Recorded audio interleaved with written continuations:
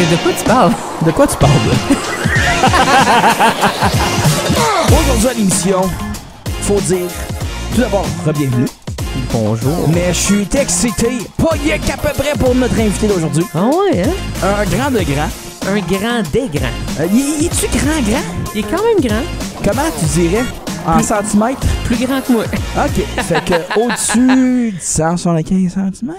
Ah, moi, je pense que je suis 165 selon mon permis de conduire. 165? Oui. Non. Tu serais comme 5 pieds 2. Je sais pas, j'ai pas Moi, je suis pas mesuré depuis 16 ans. Moi, je suis 1m92. Un pied, c'est comme 30 cm parce que c'est une règle. Oui. Non, tu serais 5 pieds 4, tu Il va serais falloir 162. vérifier. J'ai l'impression qu'on a eu cette conversation-là. Sûrement. Aussi. Mais aujourd'hui à l'émission, faut le dire, si on pense à Sudbury dans les années 70, c'est un nom qui nous vient tout de suite à l'esprit. Indissociable avec Marcel Aymar, avec Paul Demers, Oui. avec la musique tout court, Le et théâtre. dans le panthéon des auteurs-compositeurs du Canada. Aujourd'hui à l'émission, c'est un grand plaisir de finalement l'accueillir. On a pris tout notre courage, on l'a mis dans une boule, puis on lui a envoyé un email. Un courriel. Puis il a dit oui, je suis dispo, appelez-moi. Il a dit non, pas cette date-là, mais cette date-là, oui. Puis nous autres, on s'est dit d'accord. Parfait. Aujourd'hui à l'émission, on reçoit l'incontournable Robert Paquette.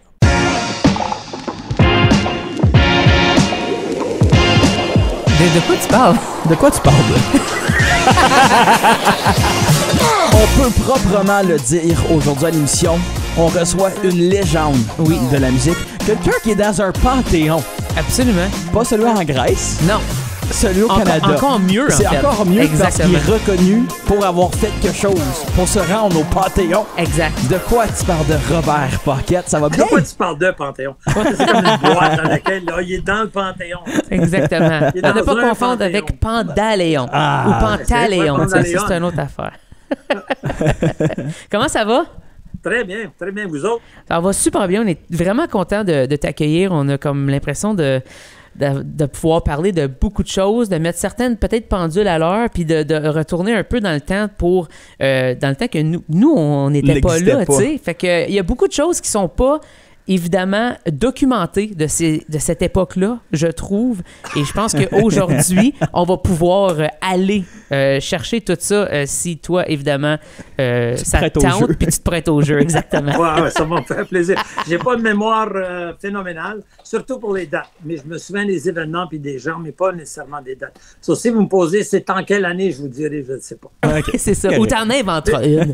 C'est On peut parce pas que je suis vérifier. fébrile ou que c'est juste jamais été bon pour les dates. C'est correct. Jamais. Moi non plus. J'ai horrible Non, avec bon. les dates. Nick, par exemple, il y a un problème avec les chiffres. Mais Marc-Antoine se demande encore c'est quand son anniversaire de mariage. Oui, ça c'est vrai. Ouais. Ouais, Ouais. Ça, c'est dangereux comme pas savoir la date. Non, c'est vraiment dangereux. C'est mieux de pas savoir autre chose, mais ça, celle-là, là, je pense qu'un petit conseil. Un petit conseil de m'en souvenir, hein? Non, bien évidemment, conseil de Nick, ouais. je l'ai mis dans mon calendrier maintenant et ça me le rappelle une semaine à l'avance. Donc, Voilà. Ça, c'est intelligent, tu vois. L'utilisation de l'intelligence artificielle, pas la vraie. c'est ça, je n'ai besoin de beaucoup, moi, de ça. Si on part des tout débuts, est-ce que t'es-tu né dans une famille musicale? Est-ce que c'est toi qui as juste commencé à un moment donné jouer un instrument? Comment c'est venu la musique dans ta vie? Ah, ben, mes parents étaient tous les deux pas musiciens, mais musicales. Ok. Donc, ma mère jouait du piano, a essayé de nous donner des leçons de piano ou nous faire prendre des leçons de piano, mais dans ce temps-là, c'était la méthode un peu rigide. Là, donc, tu jouais, puis ils mettaient un Saint-Saëns sur ta main. Oui. Si le Saint-Saëns tombait, tu avais un coup de baguette. Alors, moi, ça n'a pas duré longtemps. Le côté rigide de la musique, c'était pas pour moi. Et donc, tu sais, je suis allé jouer dehors, puis j'ai fait d'autres choses. Puis, mon père, lui, il chantait beaucoup. Il a chanté beaucoup de chansons traditionnelles que j'ai apprises quand j'étais jeune. Et on a beaucoup voyagé dans notre jeunesse parce que mon père était directeur d'école pour les forces armées en Allemagne. Donc, il y avait 2 mois de vacances par année. Et chaque été, on partait pendant 2 mois, soit aller faire la Norvège, la Suède, le Danemark, ou bien on faisait l'Angleterre, l'Écosse, l'Irlande, ou bien on allait en Espagne, puis en Italie. Alors, on voyageait, on était 5 dans la famille, puis tout un peu comme moi, difficile comme enfance, un peu excité. Et donc, pour nous tenir occupés, mon père nous faisait chanter. Puis, juste avant de partir pour l'Europe, ça, c'était une autre... Mon père était une personne qui roulait ses cigarettes. Puis, il faisait... ça, maintenant, les gens ne roulent plus, mais dans ce temps... Puis, il y avait une machine à rouler. Ça roulait 5 cigarettes. C'était comme un long... tu sais, tu mettais 5 choses de tabac, puis là, tu roulais ça, tu coupais ça. Il mettait ça dans une canne de Players. Puis moi, puis ma gang d'amis, à l'âge de 8-9 ans, on a décidé que c'était le fun de commencer à fumer. Donc, mon voisin, son père, lui, il fumait de la pipe. Lui, il avait des allumettes. Puis moi, mon père fumait des cigarettes. Ça, je volais les cigarettes de mon père. Et on allait ensemble, là, on fumait jusqu'à temps qu'on soit malade. Ça a duré un petit bout de temps, jusqu'à temps qu'une journée, mon père, il vient à la maison et il dit « Robert, il faut que je te parle. » Il dit « Trouves-tu que je fume plus que d'habitude? » Je dis « Non. » Il dit « Ben moi, je sais pas. Je fais toujours la même quantité de cigarettes par semaine. Puis là, je suis arrivé au vendredi, il m'en reste plus. J'ai l'impression que je fume plus, mais toi, il dit « Non, tu n'as pas l'impression. » Tu sais, je sais dans ce temps-là que mon père ici que je suis en train de voler ses cigarettes. Sous-entendu, tu sais, bon, un peu coupable. Ça, je suis obligé de dire aux boys que c'est fini pour les cigarettes. Puis mon père m'avait suggéré une autre activité peut-être plus intelligente que fumer des cigarettes. Et donc, la gang de gars qu'on était sur la corde, on a décidé de commencer à chanter des chansons puis avec des harmonies. Donc, c'était vraiment le fun. On s'amusait à faire ça au lieu de fumer. Puis après ça, je suis parti en Europe. Et les 3 premières années qu'on était en Europe, c'était le 22e régiment qui était du Québec, qui était là-bas. Donc, toutes les écoles, tout était francophone. Puis, eux autres sont partis, puis c'est le Black Watch qui est arrivé avec des cornemuses, puis ça. Moi, j'ai bien aimé, mais tout d'un coup, l'école s'est transformée complètement anglophone. Donc, mon père voulait absolument qu'on ait tous une éducation francophone, et donc, je suis rendu, tu sais, genre presque secondaire, là. Et donc, ils m'ont dit, tu vas aller au collège quelque part en Belgique. Et puis, donc tu pars, tu sais, t'as 12 ans, tu t'en vas pendant 1 an, là, en pensionnaire, 12-13 ans. Wow. Puis là, finalement, j'ai dit, OK, il y a une condition. Il y avait un ami à côté de moi qui s'appelait Joey, puis lui, il jouait de la guitare. Il avait une guitare acoustique, puis il faisait... Là, moi,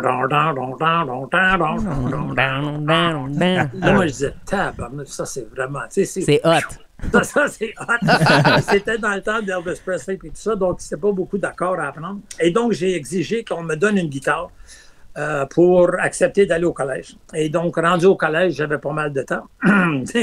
T'étais un pensionnaire. Donc, j'ai appris à jouer de la guitare par moi-même là-bas. J'écoutais la musique de Radio Luxembourg, il y avait de la musique francophone, donc je piquais des tunes. Puis quand je suis revenu au pays vers 14 ans, là, j'ai décidé de monter un band. Et donc, ça a parti de là, avec une guitare électrique. Puis, c'est vraiment, vraiment le fun. Puis c'est toujours été une passion qui a fait que, écoute, dans le temps, on jouait pour des danses la plupart du temps. Oui. Et ils chargeaient 1 pièce. Pour aller à la danse. Donc, c'est le salaire qu'on avait. Donc, si tu avais 150 personnes, tu avais 150 pièces. Si tu avais 200 personnes, tu avais 200 pièces. Puis, on était un groupe de 3 ou de 4, donc ça te fait 50 pièces par soir. Puis, on jouait peut-être un vendredi. Puis là, des fois, ils ouvraient l'école un samedi où on jouait un bar ou un club où il n'y avait pas d'alcool, mais on jouait là. Et finalement, tu te retrouvais avec 100-150 pièces par semaine. Puis, tu n'avais pas le temps de le dépenser parce que tu pratiquais ou bien d'aller voir d'autres bands. Ouais. Donc, finalement, on a pu s'acheter des instruments. Puis, je me souviens, la première fois, j'ai acheté un ampli, mais j'étais obligé de convaincre mes parents d'acheter un ampli de 250 ou 300 pièces, un Silvertone avec 2 12 dedans. Oui. Puis, je trouvais ça avec la tête qui valait ça. Je dis, tu sais, le top du top. Et donc, ça a pris, je sais pas quoi, un bon mois avec ma mère convainc mon père de signer pour moi à la caisse pour avoir mon premier emprunt. Et depuis ce temps-là, j'ai toujours emprunté. Non. moi, je pense qu'il n'y a pas une histoire où il y a quelqu'un qui commence et lâche la cigarette aussi fructueuse que la tienne. Puis il commence sa carrière en musique avec une carrière internationale. Oui, ça aussi. C'est ça. Artiste international déjà. Établi à 14 ans. Ouais. Dans la francophonie, oui. Wow! C'est vraiment cool. Je connaissais aucunement ce début-là de ta carrière, si on veut. Fait que là, après ça, j'imagine à cette époque-là, tu jouais des reprises. On était au collège Sacré-Cœur à Sudbury, puis on était comme 2 ou 3, 4 personnes qui étaient vraiment intéressées à faire ce genre de musique. Et donc, on a monté un groupe qui s'appelait Les Chahuteurs. OK. Un peu en anglais, le shit kickers, les chahuteurs. Puis, on jouait surtout en français des choses comme Aline ou n'importe quoi d'autre qui passait à la radio. À ce temps-là, puis on jouait encore des danses, mais francophones. Puis on a bien vu que c'est bizarre, mais tu sais, on a fait la tournée dans l'espace d'un an et demi, puis c'était correct, puis il y avait du monde, puis, mais il n'y avait pas tant de gigs que ça. Donc, il fallait trouver un village comme Verner ou Sturgeon Falls, ou bien, tu sais, autour de Sudbury qui était francophone, il y en a beaucoup qui étaient anglophones. Donc, après un bout de temps, on a arrêté ça, puis on a commencé un groupe qui s'appelait The Marketville Riot. Et là, au collège, il fallait toujours faire quelque chose. Chaque année, chaque classe devait faire quelque chose d'artistique. Et la plupart du temps, c'est des pièces de théâtre ou bien, tu sais. Oui. Alors, une année, je faisais partie de la troupe et on avait commandé des costumes de Malabar, qui est des gens, un costumier de Montréal, parce qu'on jouait une pièce de Molière et donc il y avait des redingotes avec, tu sais, le jabot, puis les bas blancs avec les souliers avec les bouts.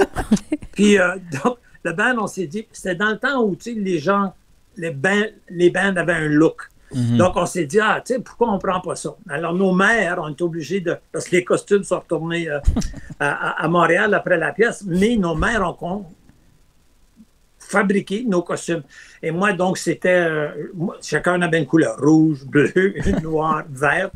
Puis, la première fois qu'on a joué costumé, donc, tu sais, tu t'imagines, jabot, grand costume, veste dorée, des petits pantalons en soie attachés aux genoux, les pantalons blancs, les bas blancs.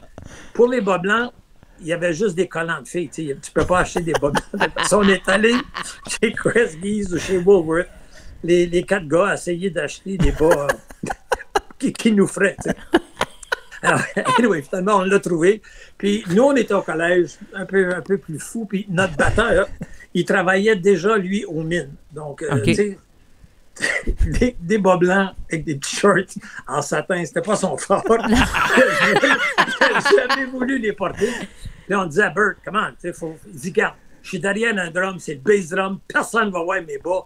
Et donc, ça ne me dérange pas de porter le jabot puis le top, mais je porte. Anyway, so, le premier soir qu'on a joué, c'était au Caruso Club à Sudbury. Il y avait peut-être 350 personnes à la danse. Wow. On arrive tout habillés, puis là, on commence à jouer. Tu sais, on jouait surtout des choses qui venaient de l'Angleterre, puis Traffic, puis des choses comme ça. Puis un peu de commercial en même temps, mais British Invasion un petit peu. Puis là, on regarde qu'il y a comme 150, 200 personnes qui sont devant le stage, mais il n'y a personne qui danse. Là, on est dans le trouble. Tu sais, le matériel qu'on fait ne plaît pas. Mais c'est pas ça, il était juste tellement surpris des costumes.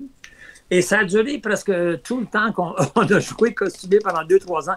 Il y avait une lignée de 100 personnes qui venaient regarder au lieu de juste aller à la danse. Mais ça fait qu'on a appris pas mal de tunes qui n'étaient pas juste pour danser. Donc, il y avait tu sais, les arrangements étaient vraiment intéressants.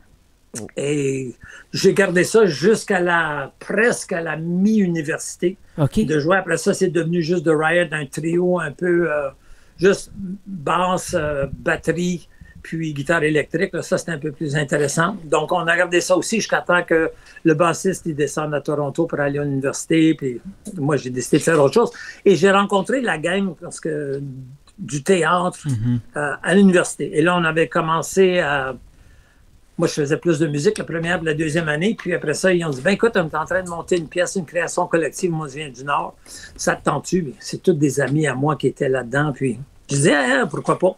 Et donc, ils disent, écoute, tu t'occuperas de la musique, puis ça tente d'écrire les tunes, tu fais ça. Puis... Alors, c'est vrai qu'on s'est occupé de ça. Et en même temps, j'avais commencé à écrire des chansons, autant en anglais qu'en français, puis je faisais des festivals, le Festival Boréal, etc. Puis ça a commencé, là, après ça, une fois que ça s'était fini avec la pièce, c'est devenu un peu plus folk, parce que la deuxième pièce de théâtre qu'on a fait, qui était le 7e jour, c'était Pierre Germain, qui était le flûtiste avec moi, qui était venu d'un été, puis il avait dit, j'ai écrit une affaire, là, c'est les 7 derniers jours d'un Speed Freak, puis on devrait peut-être faire ça comme la pièce pour cette année. Et comme de fait, l'année d'avant, on était monté un full band derrière un tulle, puis on est parti en tournée, mais c'est quand même beaucoup de monde. On était 6 musiciens sur un stage avec un système de son et tout le reste. Et l'année d'après, on s'est dit, c'est un peu trop gros. Là. Donc, on était des amis musiciens qui allaient voir les dernières journées du Speed Freak, donc c'est devenu plus acoustique.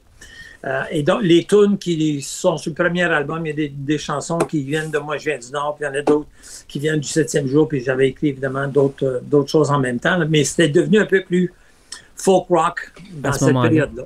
Yeah. C'est fou, pareil.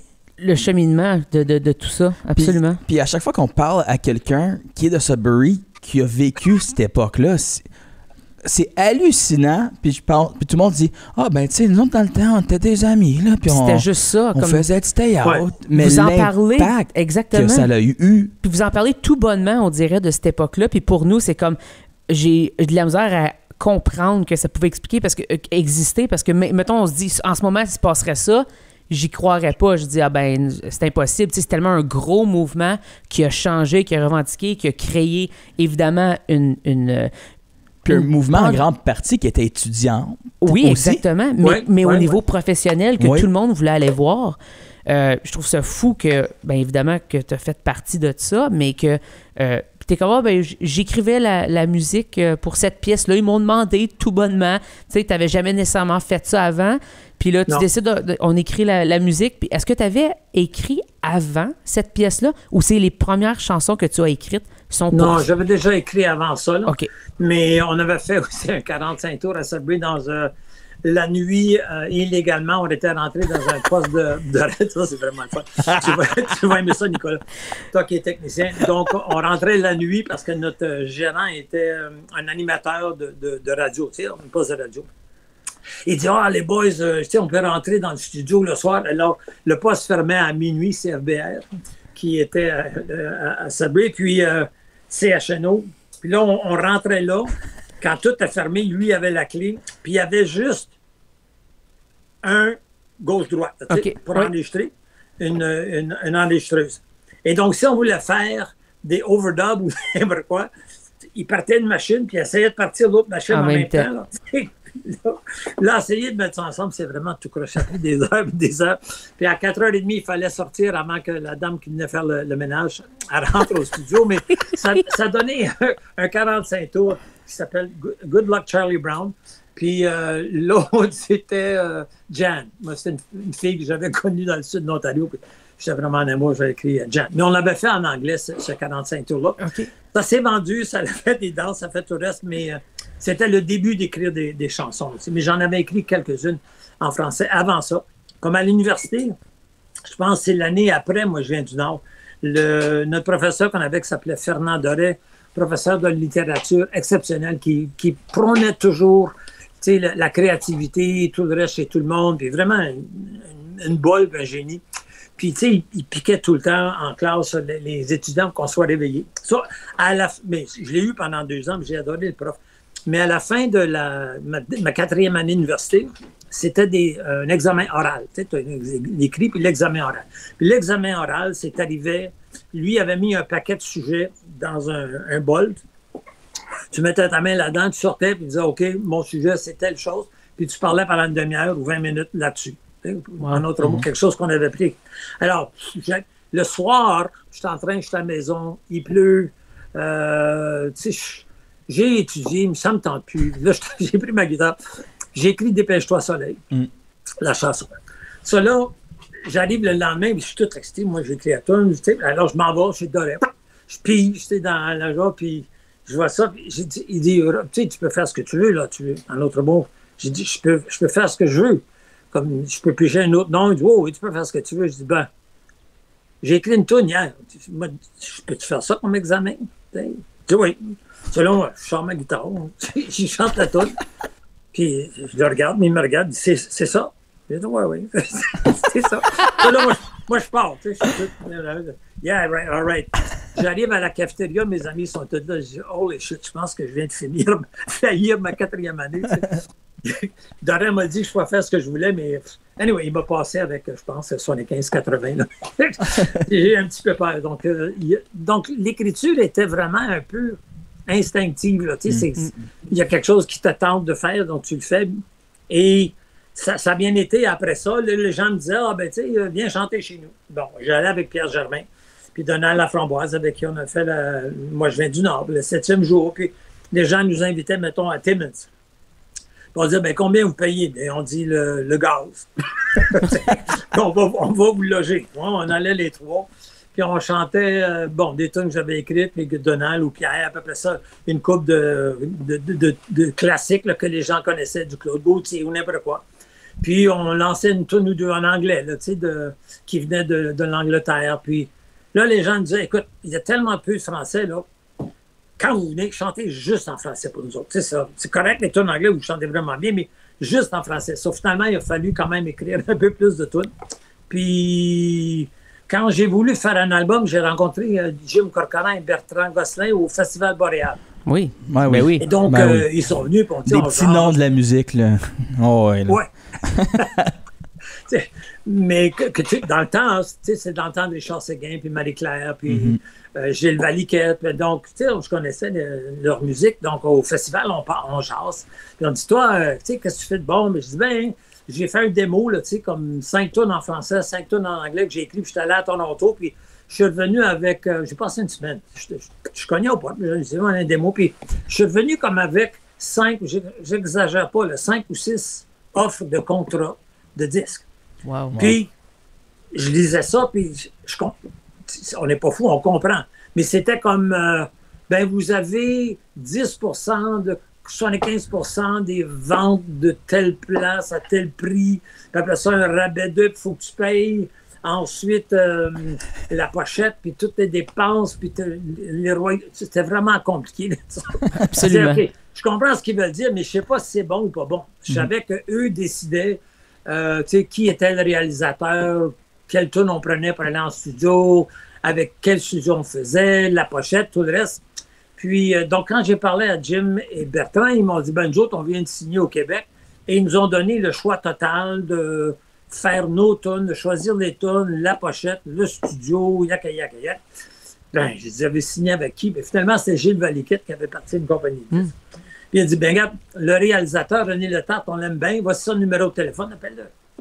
So, moi, j'appelle, la semaine d'après, allô, René Letarte, ouais, mon nom c'est Robert Paquet, je suis un musicien de Sudbury, j'ai rencontré Jim Bertrand, ils m'ont dit de t'appeler.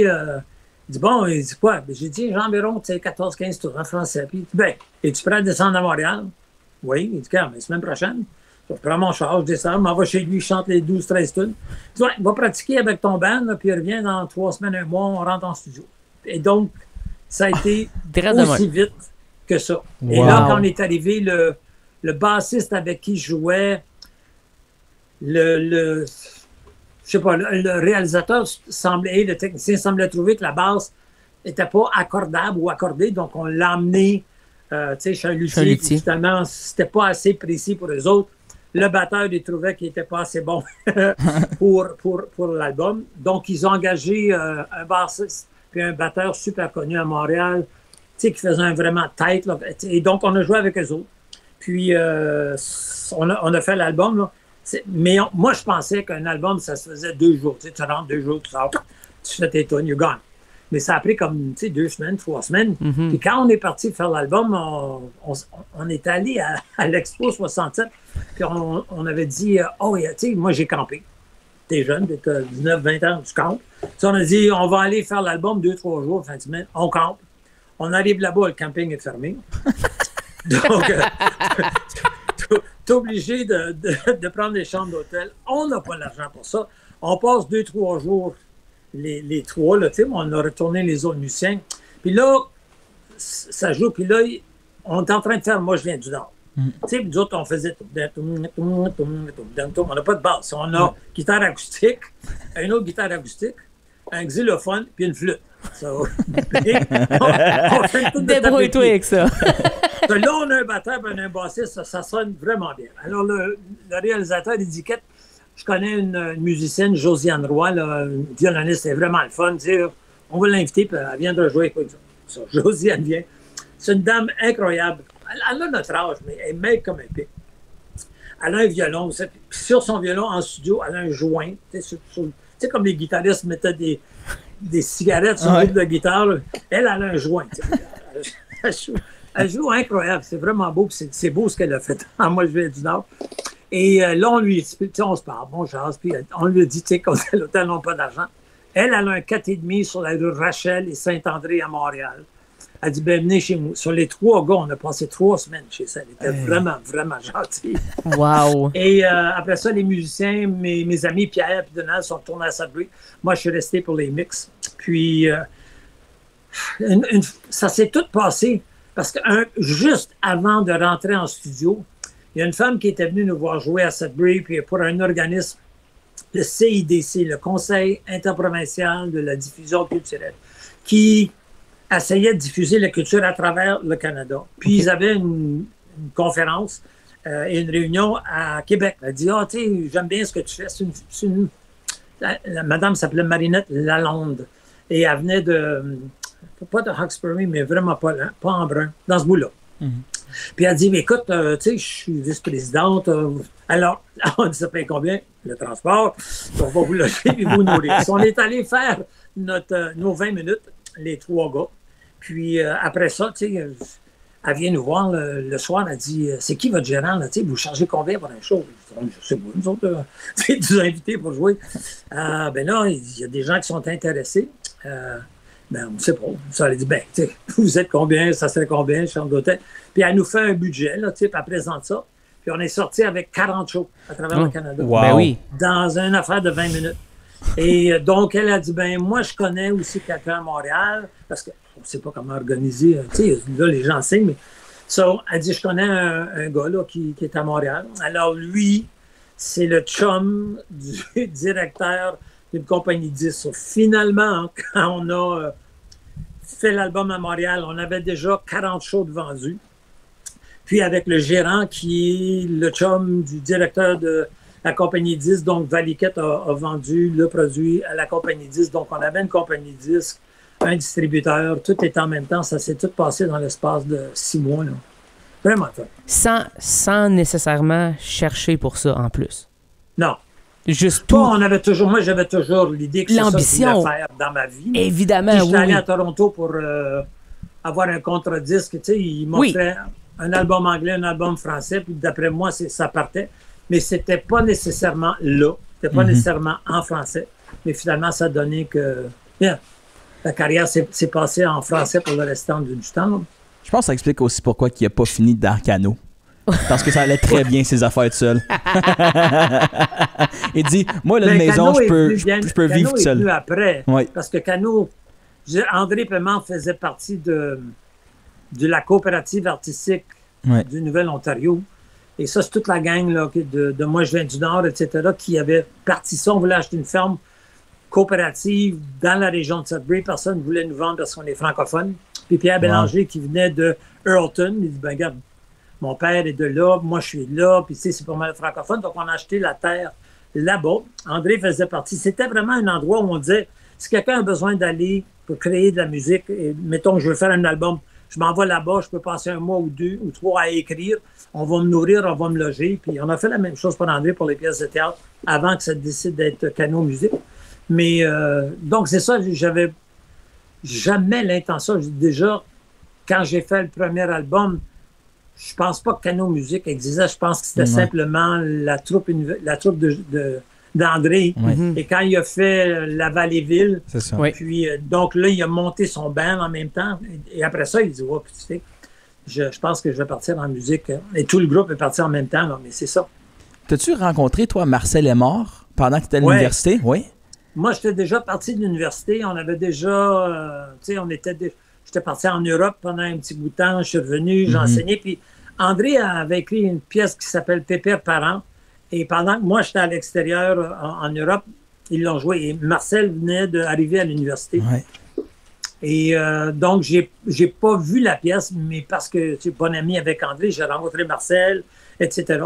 Puis les pièces plus tard de André, Marcel était dedans, donc je suis allé le voir. Tu sais, j'ai vu Marcel dans La Vallée-Ville, je l'ai vu dans le Molière, je l'ai vu dans d'autres choses. Donc, j'ai connu Marcel. Au début, il me dit que, tu sais, il ne jouait pas de guitare. C'est André qui a montré à jouer de la guitare. Donc, intéressant, là, tu sais, que ce duo-là, avec la sœur d'André, avec son chum qui était le guitariste, qui lui a amené le bassiste puis le batteur. Tu sais, le groupe s'est monté de même. Donc, vraiment intéressant. J'adore ce que Marcel fait aussi. Il écrit vraiment. C'est un autre qui écrit. Il a une écriture tout à fait particulière. T'entends Marcel chanter, tu le reconnais. Tout de suite, ouais. Tu écoutes une tune qui a écrit, tu dis, c'est Marcel Lemort. C'est assez rare chez des artistes qui ont cette marque-là ou cette originalité-là, qu'on les reconnaît, on reconnaît leur voix, on reconnaît leur style.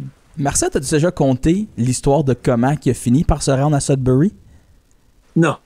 Il nous l'a conté, on l'a eu sur l'émission, puis je pense que tu vas aimer ça. Il a flippé un 25 sous. Sur un bord, il s'en allait à Windsor, l'autre bord s'en allait à Sudbury. Ça a tombé Sudbury. Puis il a fait du pouce de Clore, de la région de Clore en Nouvelle-Écosse jusqu'à Sudbury pour aller dans un programme qui a dit « Je pense que ça va être bon ». Fou pareil. Juste comme ça. Je trouve ça incroyable, ce genre de décision-là. Oui. L'histoire que tu viens de raconter, Marcel qui finit par se rendre là-bas, qui vient pièce très importante dans toute l'histoire de Cano, c'est qu'est-ce qui s'est passé et tous les astres qui se sont alignés dans les années 70 à Sudbury. Je sais pas qu'est-ce qu'il y avait dans l'eau. Peut-être que la cheminée faisait moins de pollution. Je le sais pas. Ou plus, un des deux. Il y avait quelque chose de magique vraiment qui se passait à Sudbury. Puis c'est beau à voir que ça s'est pas perdu dans le temps non plus. Non, exact, on en ça parle persiste. encore aujourd'hui. C'est encore, je sais, dans des cours d'histoire qu'on passe ou n'importe quoi qui est culturel, on parle encore de Moi, je viens du Nord. On parle encore de tout ce qui est Robert Paquette, de Marcel Lemort, de toutes ces grands, le TNO, toutes ces choses-là qui ont débuté dans cette époque-là. Puis c'est juste beau à voir. Qui ont marqué l'histoire puis qui continuent de marquer l'histoire, bien évidemment. Puis là, tu as marqué l'histoire aussi d'une autre très grande façon avec Paul Demers, Les filles de Heart Rouge, puis l'hymne des Franco-Ontariens, Notre place. Ouais. Pas pire comme carrière, hein? Dans le Panthéon, connaître J'aime Corcoran comme ça, juste grand comme ça. chum. Même des années 90 avec Paquette et Mort de Mers. L'album de Noël avec Chuck, le premier album de Noël. T'en as fait des choses, c'est dur à comme résumer. Absolument. Mais puis il y a beaucoup de choses que tu as faites, je pense, aussi dans l'ombre, que les gens peut-être ne savent pas nécessairement. Est-ce que pour toi, un moment donné, quand tu as commencé à décider de faire toutes ces choses-là, c'était important pour toi que les gens le sachent, ou toi, tu voulais juste continuer à faire de l'art et c'est ça que tu as commencé à faire, comme par exemple réaliser les albums et ainsi de suite? Ça, je pense que les gens sachent qu'est-ce qui se passe. Je pense que c'est important quand tu es un artiste. Sinon, tu peux écrire et rester chez toi, puis que ça sort jamais. C'est une autre chose.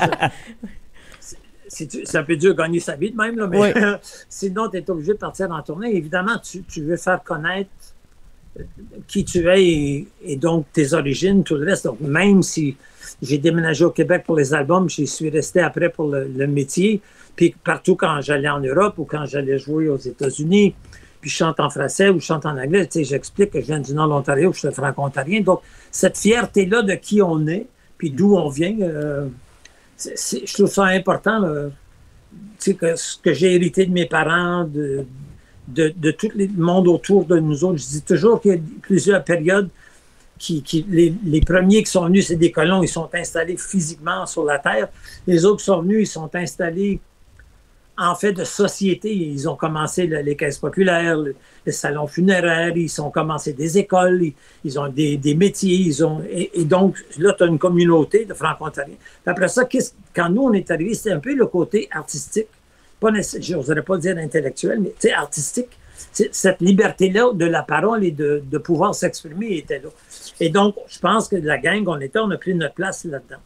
Puis, et que ça se fasse connaître, je trouve ça important. Puis, que j'ai fait de la réalisation ou d'autres choses, que je travaillé à la création de l'APCM, de l'Alliance nationale de l'industrie musicale.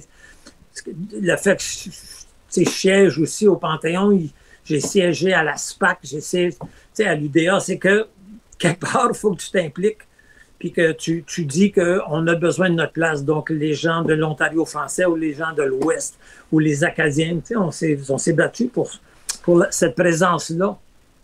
Qu'il y avait des injustices dans l'industrie qui existaient, puis si on n'était pas là, ça aurait continué. Vous le savez, vous êtes musicien, on peut faire demander des subventions pour faire des albums. Avant, ça ne se faisait pas. Tout était dans le sens de le privé. Mais depuis un bout de temps, on était capable. Mais il fallait avoir un distributeur qui acceptait de distribuer le produit une fois qu'il était fait. Et les seuls distributeurs reconnus dans le Canada étaient à Montréal. Il y en avait deux. Donc, si tu n'étais pas connu d'eux autres, il n'était pas pour te signer, tu ne pouvais pas faire ta demande de subvention. Donc, on est obligé d'aller se battre pour dire on devrait avoir accès à ça. Il disait que ça t'apprend un distributeur parce qu'on veut au moins que ça soit commercial ce que vous faites.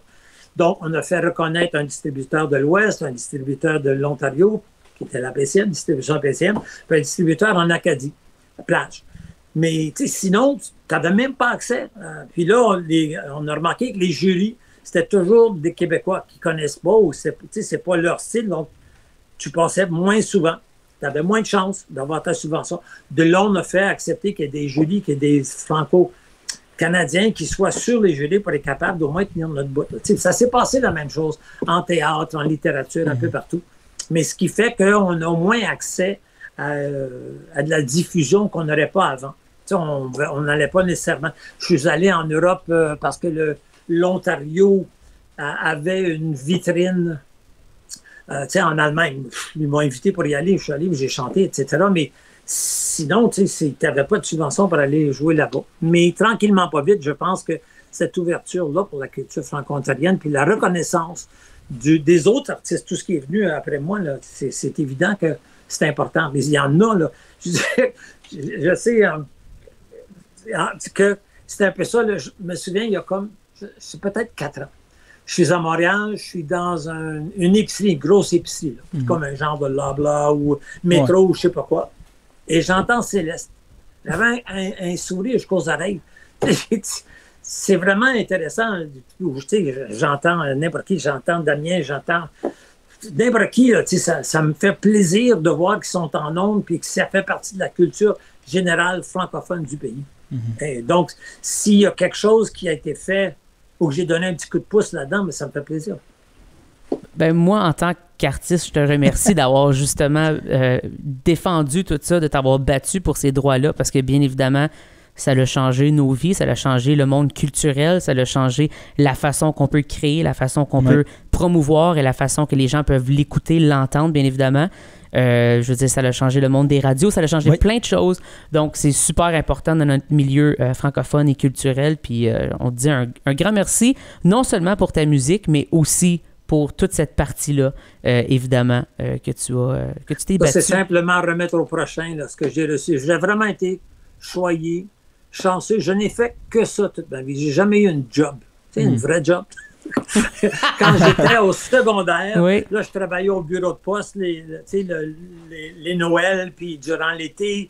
Puis, mais à part de ça, j'ai jamais eu de vrai job payant. Donc, je suis capable de faire une vie artistique et rencontrer du monde incroyable. Même si ça demande... Moi, je trouvais que ça demandait une diversification parce que... Énorme, oui. Quand tu fais la tournée de l'Ontario, tu sors un album. Dans 3 mois, tu as fait toutes les salles, tout ce qu'il y avait à faire, les festivals. Ça, là, tu sais, les gens disent, c'est quand ton prochain album? Tu viens de le faire.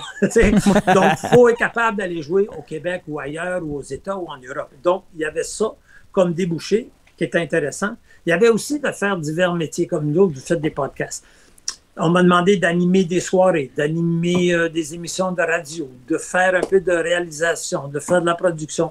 Donc, tout ça, moi, je trouve ça fascinant parce que ce que j'adore de l'art, c'est que tu apprends tout le temps. Tu es toujours dans l'apprentissage. Et tu apprends toujours quelque chose. Si tu n'apprends rien, tu es aussi bien d'arrêter. C'est comme Jean-Guy qui décide, il m'appelle, il dit, attends-tu de faire une tournée de Noël? Moi, je connais une tournée de Noël. Je connais le premier couplet, le refrain. Puis, alors, il dit, ouais. Il dit, lui, dans cette période-là, il n'y a plus de tournée. Tu entends les fêtes. Les salles sont fermées. Il dit, on devrait faire une... Non, moi, je dis OK. Je dis oui, je suis bien. Puis, donc, il nous donne 2 jours de répète avant de partir en tournée. Lui, il a booké comme 7-8 salles. Puis, c'est pas facile. Là. On part de Sudbury, on s'en va à Sault-Sainte-Marie, on s'en va à White River. Tourner en étoile. On fait la grande run dans 7 jours. T'sais. Il y a les shows d'école, les shows du soir. J'y vais. Là, lui, dans sa tête, moi, je connais toutes les tunes. Je connais tous les couplets, toutes les affaires de 15-20 tonnes. Je les connais pas. Je dis, Jean-Guy, après une semaine de répète, non, 3 jours, tu vas voir. Ça, les premiers 3 shows, j'ai de la misère. Mais je dis que j'écris des textes, puis le soir, j'essaie d'apprendre les choses par cœur, plus les harmonies, tout le reste. Anyway, on fait la tournée, puis ça va vraiment bien, puis les gens aiment ça. Puis en revenant, tu sais, il dit, c'était le fun. On devrait faire une cassette. Les gens nous demandent, on veut-tu vendre quelque chose? Ils disent, on devrait faire une cassette. Moi, j'ai fait des albums dans la vie. Je fais pas des... Jean-Guy, si on fait quelque chose, là, on fait pas une cassette. On va faire un album. On va rentrer en studio. Là, il me regarde avec des yeux comme, wow, pourquoi pas? Ça, je dis, ben, regarde, on se parle. Ça coûte combien faire un album? 15, 20 000 piastres à ce temps-là, là, c'est comme en studio. Ouais. OK. Ça, toi puis moi, on est-tu capable de faire la run? Puis ça se vend 10 piastres l'album dans le temps, mettons. On peut-tu vendre 2000 albums? Ça fait 20 000 piastres. Penses-tu qu'on est capable de vendre 2000 albums? Ouais, ça, on est capable de vendre. Ça, on l'a figuré de même. Puis comme de fait, on a tout payé. Puis tranquillement, pas vite, ça s'est vendu, je pense, dans la première année et demie, on avait 3 ou 4 000 de vendus. Avec la tournée et tout là, c'est devenu... Là, tout d'un coup, c'est le premier album de Noël, franco-ontarien. Jean-Guy est très bon dans la promotion et dans tout le reste. Là. Mais tu sais, c'est la même chose, c'est comme un coup de tête de quelqu'un qui dit, on fait-tu quelque chose? Moi, je dis oui. OK, dis oui, j'embarque. J'embarque, moi, sounds good to me. Non, mais tu sais, et c'est peut-être ça, comme tu dis, l'esprit qui existait dans ce temps-là, qui existe encore, je pense, chez vous, c'est un peu pareil. Là. Tu rencontres quelqu'un, puis tu commences à jouer avec, ou tu sais, Marc-Antoine, tu joues avec plein de monde, là, donc tu peux faire ta carrière tout seul, tu peux jouer avec Céleste, tu peux jouer avec Swing, tu peux jouer sur des albums, tu peux aller en tournée, tu peux faire plein de choses. C'est comme, je pense qu'il faut cette flexibilité pour être capable de survivre sur 55 ans. Absolument. Une chose que peut-être la plupart des gens, ça ne les intéresse pas, mais les musiciens, on essaie souvent de ne pas faire de contrat. Ben, on fait un contrat, mais ce n'est pas un contrat avec l'Union officiel, des musiciens. Ouais. Les gens de théâtre, c'est tous des contrats. Puis parce que par le temps que tu as 65 ans, si tu n'as jamais investi dans... C'est pas grand-chose, c'est 15 piastres. Mais à 65, tu te retrouves avec... moi, j'étais pareil, on me faisait des contrats, puis j'allais faire... J'ai gagné ma vie en tournée. Les seuls contrats vraiment que je signais, c'était des contrats de l'UDA ou l'Union des musiciens quand je faisais des émissions de radio, des émissions de télévision, des choses spéciales. Ce qui fait que à la fin de ta vie, ton plan de pension, c'est 250 pièces par mois. Tu sais, je veux dire, c'est... That's it, that's all. So, rendu là, tu attends ta pension de vieillesse, ça va augmenter un petit brin. Tu sais. Ouais. Mais je trouve c'est des affaires stupides. Mais on devrait être capable de dire aux musiciens, si tu as l'intention de faire ça de ta vie, fais-en un vrai métier. Et c'est là un peu que tu sais, on fait plusieurs métiers, mais si tout est connexe, puis tout te permet de faire ce que tu veux, puis d'être créatif, puis d'être intéressant, puis de jouer avec plein de monde, puis de te garder réveillé, puis de garder... tu sais, tes jus créatifs sont encore là. C'est intéressant de se faire ce côté-là, mais je pense qu'il ne faut pas obliger le fait qu'il faut quelque part gagner sa vie. Je pense que c'est ça qu'on veut faire. Là, Ouais. Absolument.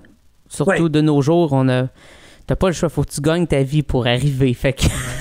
Ouais. Ben, tu sais, je parlais, c'est pas juste nous autres, là, tu sais, il y a des gens super connus, je parlais à Breen, tu sais, c'est dur, il est obligé d'aller trouver des contrats, il est obligé dans le sens, ça lui fait plaisir, mais tu sais, s'il n'y a rien pendant 3 mois, ça fait mal au bout de la ligne, là, tu sais, là, il me disait, ouais, je viens d'avoir moi 65 ans, tu sais, j'ai un petit coussin qu'il n'y avait pas avant, sinon, c'est toujours c'est qu'à la prochaine autonome, ouais. faut toujours, donc si on peut prévoir un petit peu à l'avance votre génération, prévoir un petit peu à l'avance, faire quelque chose, je pense que c'est intéressant.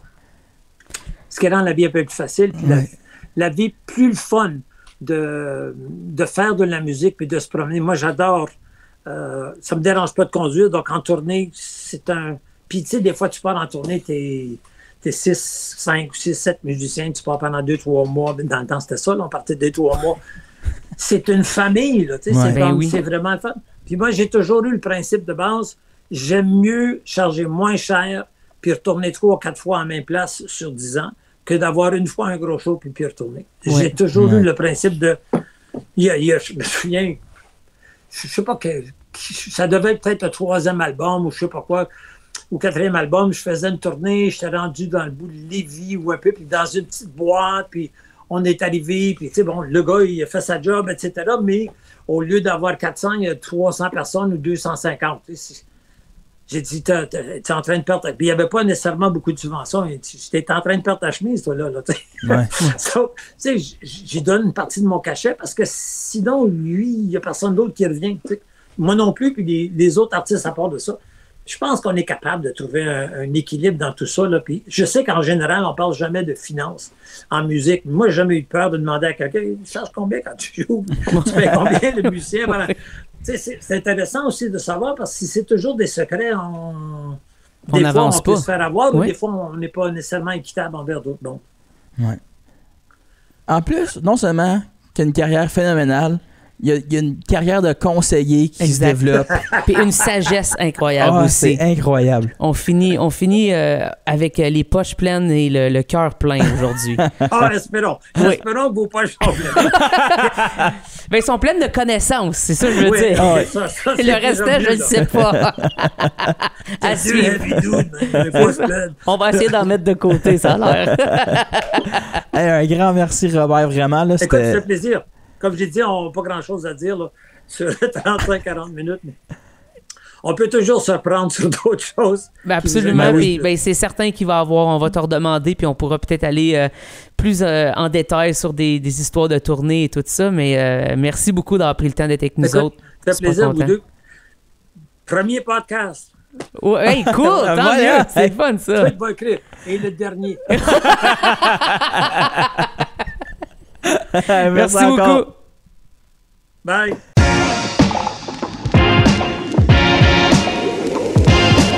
De quoi tu parles?